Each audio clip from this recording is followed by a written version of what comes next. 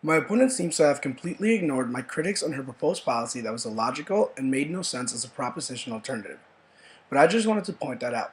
My point right now is that I did not state that sugary drink consumption is the main cause to obesity like she claims I did. I just said that sugary drink consumption is a contributing factor towards the obesity epidemic, which is clearly highlighted by information that my opponent herself provided when she stated that about 41% of the daily human sugar intake that can lead to obesity comes from soda.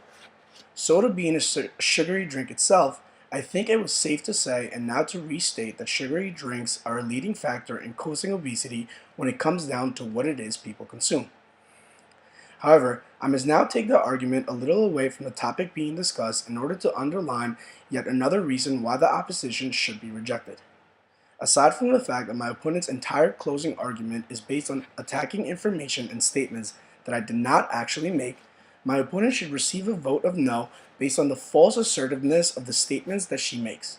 According to my opponent's own words, she believes that her alternative of promoting better education towards towards food options is, as she assertively stated, the only method to combat against the obesity epidemic and poor health. My point is that her argument is once again an illogical statement to make, and one that holds no real or sustainable validity, for if it was actually true, we wouldn't be having this debate at all. The reason why we are engaged in this activity of arguing what is the best option is because the resolution is a hot and popular topic on which a common consensus has not been reached yet, but one that people actively want to find.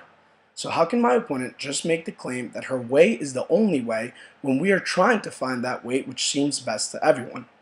Her alternatives and proposition are illogical and clearly biased by her own beliefs. She should not receive an affirmative vote.